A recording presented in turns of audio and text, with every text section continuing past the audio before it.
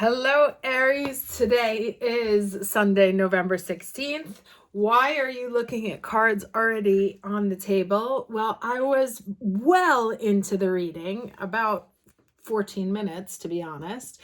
And my other phone, my personal, this is my work phone, decided that I'm out of storage and it wasn't going to save my video. So, since this was a good reading and made sense, I decided I'm not going to start over again. This is where I left the cards. I'm just going to walk you through what came out and what we were talking about, what I was talking about. Also, at the end, well, now this is going to be much shorter. So at the end of all this, I'm going to do the astrology for the week. So if you're interested in that, please stick around. Now, so the card that came out for the overall energy was the release. First of all, look at this aesthetic setup here, right? Beautiful bright reds and oranges, colors of renewal, colors of fire. And actually it was really funny because I loved last week's reading. This one ties very much into it. And every time I think like, oh, this is such good reading, like I can't wait for people to see it, it gets like no views. It's really funny. The ones I think aren't going to go anywhere tend to like blow up. And then I thought last week's reading was going to do really well. And it didn't. So here we are with a similar message this week. Anyway, the reading started out with this release card, right?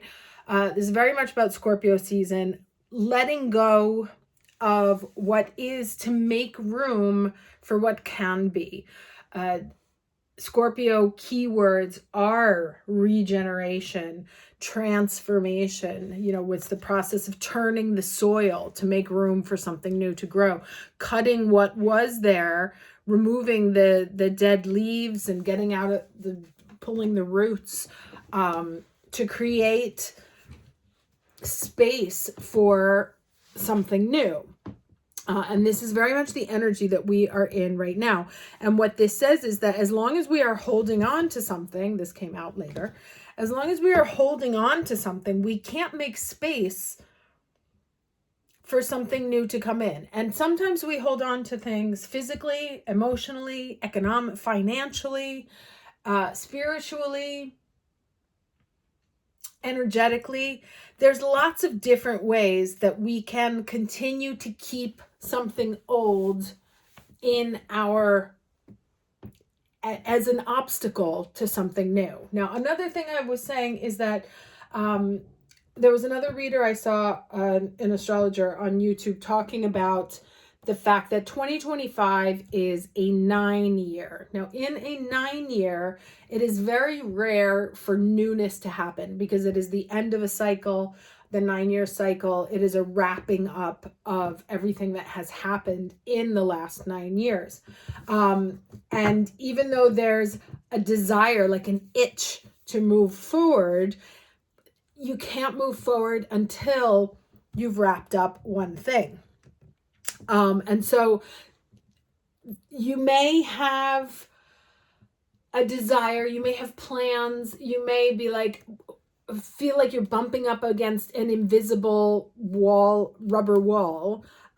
Keep in mind that this is the overall energy is that of a 9, and that next year is a 1 year. And so we should start to see some newness, some freshness, some of that taking over. But as one of my therapists used to say to me all the time, you can't park a car in a garage that's already occupied. So wherever you want to move forward, right, but you're still clinging to something, or it could be a belief that you can't do it, a belief that it's hard, a belief that it's not possible, that it doesn't make sense, whatever it is, whatever that's being held on to, it can be an unseen obstacle. And that's what Scorpio is very much about, things that are hidden, psychological patterns. And this week, the sun moves into Sagittarius and Mercury retrogrades out of Sagittarius into Scorpio. So that's an interesting switch because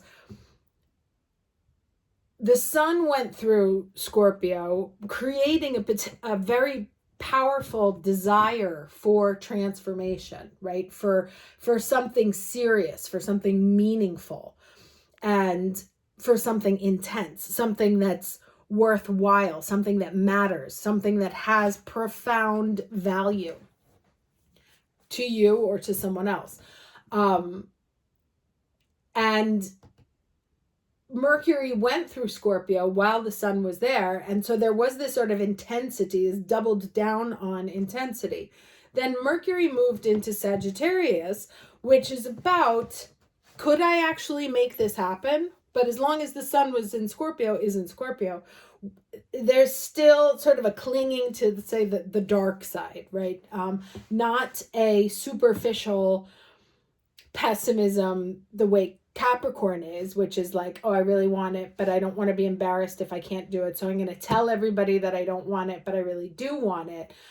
Scorpio lives with a profound skepticism until they are 100% sure, or until they decide that they are 100% determined to make it happen, right? And so this shift of the planets that happens this week, because we have a new moon in Scorpio, we have the sun moving into Sagittarius, and then we have Mercury moving back into Scorpio, is an odd shift of, hey, of acquiring that determinism or that determination, added with a Sagittarian pinch of, you know what?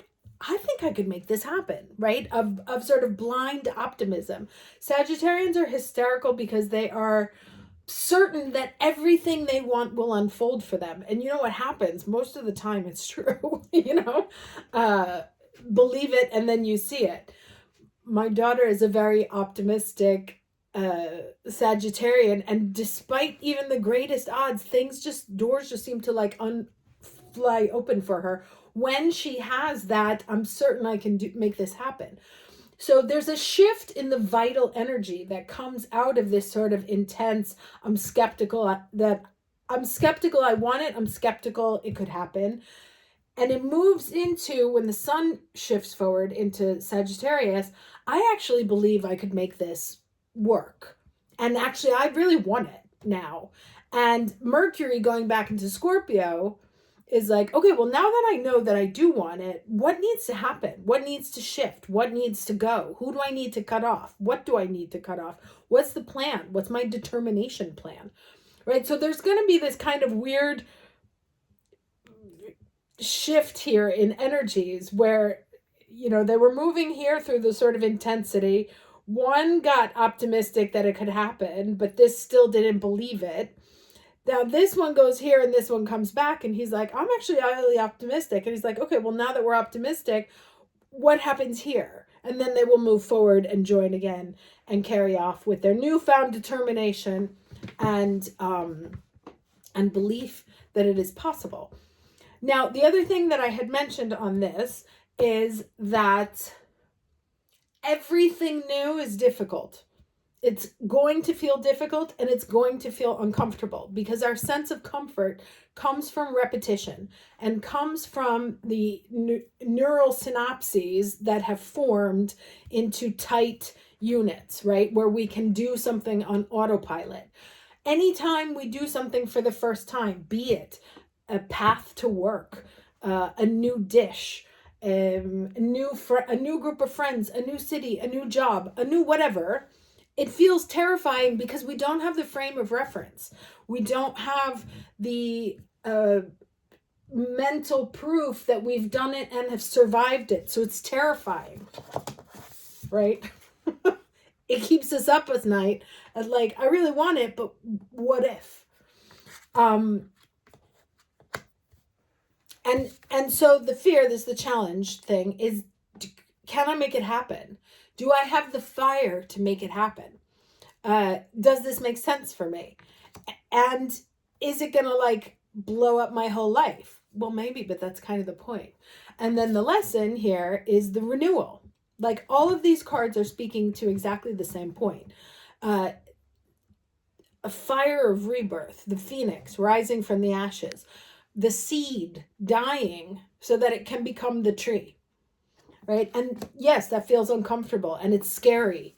And it can keep us in very uncomfortable energies. This is Scorpio right here. Uncomfortable energies for a long time until we decide, yes, I have enough fire to make this happen. I know it's going to feel uncomfortable, but I'm going to do it anyway. All right, so I'm going to pick up here where I left off. With this, it can, as I said, it can feel kind of stuck, been stuck in evaluation mode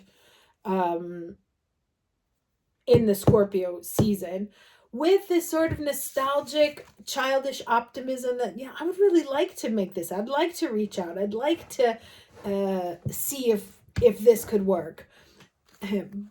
Haunted at night by, it'll never work, but what if, but what if, but what if, but what if. Let's get one more card.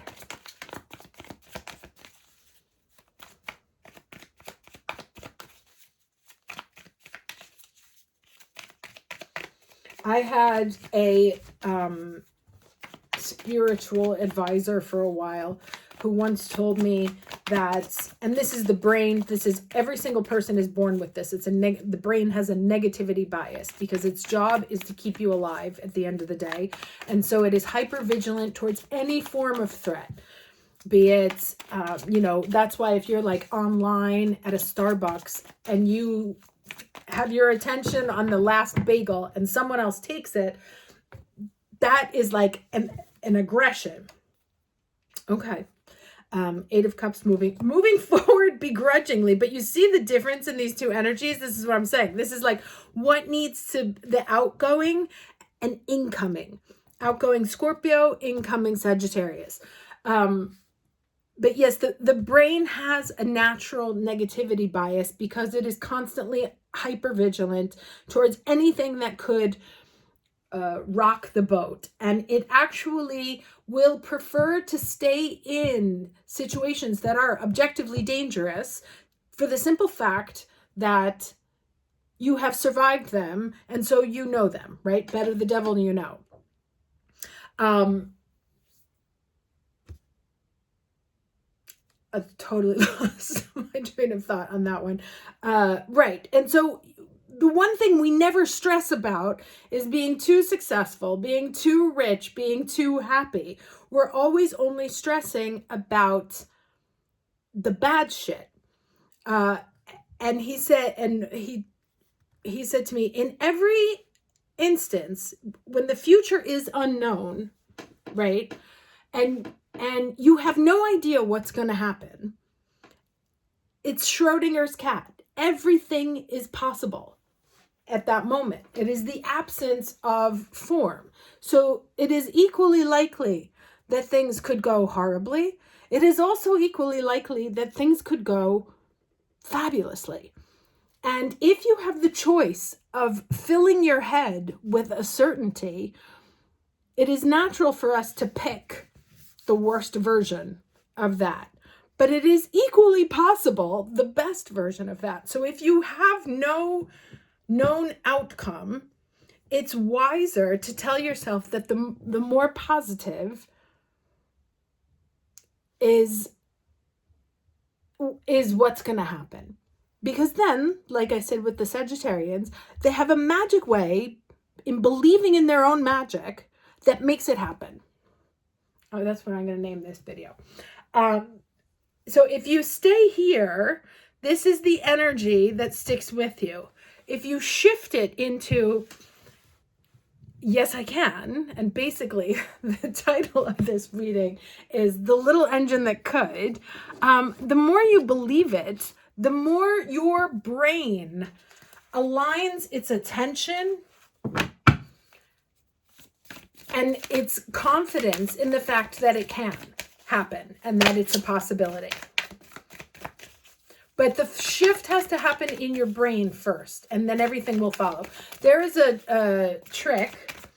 Anytime you are, the brain, body, and emotions are all connected. So if you have a pencil in your mouth, which forces the side of your mouth to go up and form a smile, right? Your body's chemistry receives signals of happiness and arranges itself around those inputs of happiness. If you are at a happy birthday party, but your like shoulders are shrunk and your head is down and you pull your energy down, it will be impossible for you to sense joy. So you can kind of hack yourself into a positive mind space. There's lots of research around this, some of which has been challenged, but actually proven at the end of the day. So your body, you want to pay attention to your body, because that's the first clue that the rest of your organism takes, interesting, to your state of mind, right? If you physically stay like this, you cannot get here, right? This closed off, intentionally blindfolded, cannot be open to receive and to grow. So that's the first thing. Pay attention to your mind, your body, and how you are putting that energy out into the universe about what you believe is possible for yourself. So this is Mnemosyne, the past, right? A 10. Let's read this. Okay, there are certain moments within your personal history that hold great treasure for you now. When you examine your memories, which are the domain of the Greek goddess Mnemosyne, empowered wisdom is revealed. The lessons you find are like sacred talismans contained within your past, like fossils in amber. Right now, you can trust your instincts that if something brings to mind your past, it indeed has a kernel of the old in the new. This is an amazing opportunity to make informed choices and do things differently. This goddess has another powerful, and remember that was kind of what I was saying about like, better the devil you know, right? We are terrified of newness. Newness, we would rather cling to a hideous situation than risk stepping into the unknown, which, again, where we have equal odds that things work out hideously or that things work out swimmingly. So, and once you align your energy to this shift forward, then the universe aligns itself around you. Sometimes memories that live in the cells of your body will trigger palpable fear, but you can move beyond your past to discover new territories, and a new vision of freedom will come to you. You won't see the past the same anymore, as wisdom replaces numb acceptance, right? I think I said that. I can't remember if I said that in this one or in the first reading. The memories will change because you've changed. This freedom is gained by willingness and curiosity. Relationships become rich with potential, and all your natural choices will no longer fall into old patterns, Scorpio language, that are not serving you. The goddess Mnemosyne wants you to experience this miracle. Okay? Another incredible reading. Hope this was helpful to you. I'm going to do the astrology right now for those of you who are interested. So if you are not interested, wishing you a beautiful week. If you are, let's get started now. So where we are here, so the 16th. Okay, so tomorrow the Sun in Scorpio trines Jupiter in Cancer.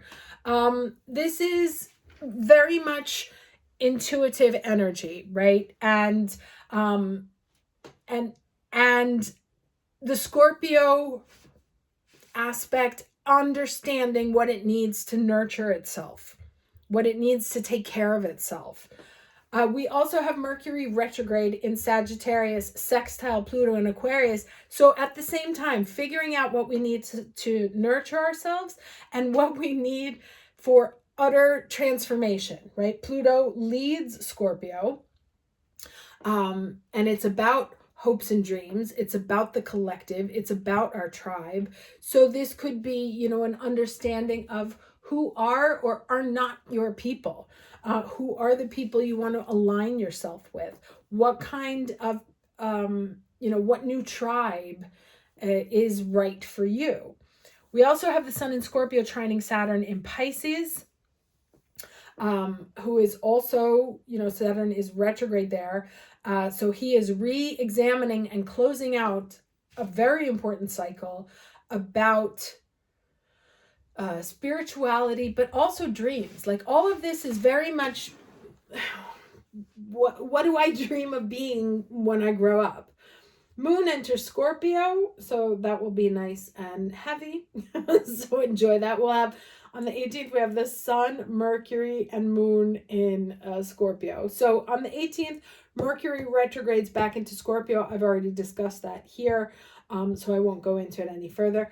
On the 19th, Mercury in Scorpio opposes Uranus in Taurus. Now, Uranus has retrograded back into Taurus for the very last time in our lifetime. Mercury is retro, so these are two retrograde planets facing off against each other. This is an aha moment, re-seeing something about value, about who values you, what you value of yourself, what you value in other people. That may come as a surprise. It can be an aha moment. It can be a shocking statement from someone else. It's a bit of an awakening. Like you'll see things in a completely different light, whether you're happy to or not. At the same time, Mercury in Scorpio is trining Neptune in Pisces. Also, Neptune also retrograde because these were both into Aries. So these are all wrapping up the last 7 to 9 years, right? Because Uranus was in Taurus for 7 years, Neptune in Pisces a little bit longer. But this, as I said, this 2025 is really about closing out cycles of what went wrong and what we don't want to do again as we move into a new 9-year cycle. Where are we leveling up to? And what are the lessons that we've learned from the past that we're going to correct? Right, that we're going to shift and move out of. Looking into the past, where were we seeing things potentially with too much optimism, right? And then actually the truth trying to get at us. So there could be a sort of startling truth that comes out this week. On this 20th, the Sun in Scorpio conjuncts Mercury in Scorpio, right? That's them re-exchanging information. They will meet again with a clarified Mercury in Sagittarius. But this is the shift in determination, because Mercury has already had a taste of what could be possible. So now he's coming back to say, hey, Sun, I think it could be possible, and you're going to find out soon enough, in a couple of days. Actually, you're going to find out tomorrow that what you want is possible. And I'm just going to go back and dig here a little bit to see what needs to go in order to make it happen. And on the 20th, we have a Scorpio new moon in our 8th house of things we can't control, of transformation, of intense feelings, of external value. So it's a very, very interesting week. And then on the 21st, the Sun moves into Sagittarius, and you will feel that like a whiplash. Before that happens, the Sun in Scorpio opposes Uranus in Taurus on the heels of that Mercury opposing Uranus and Taurus, because Uranus is like, there's one thing you forgot to blow up. There's a value you forgot to blow up. And you're going to have to do it if you want that transformation to take place. And then the Sun in Scorpio trines Neptune in Pisces, where Neptune's creativity and spiritual knowing helps the Sun with that determination and now optimism as it moves forward. And then later on in the day, Sun moves into Sagittarius. And then finally is the 22nd next Saturday. Yes. Okay. So I'll read this one too. On the 22nd, we have Mercury in Scorpio trining Saturn in Pisces. Mercury in Scorpio trining Jupiter in Cancer. That is like all of the bodies starting to align, right? The emotional needs, the spiritual needs, the earthly needs, the mental understanding, things really starting to line up in a very interesting way. And then another busy week the week after. So we'll do that. We'll just take 1 week at a time right now. Okay. Hope this was helpful. Wishing you a lovely week, and I will see you next Sunday. Take care.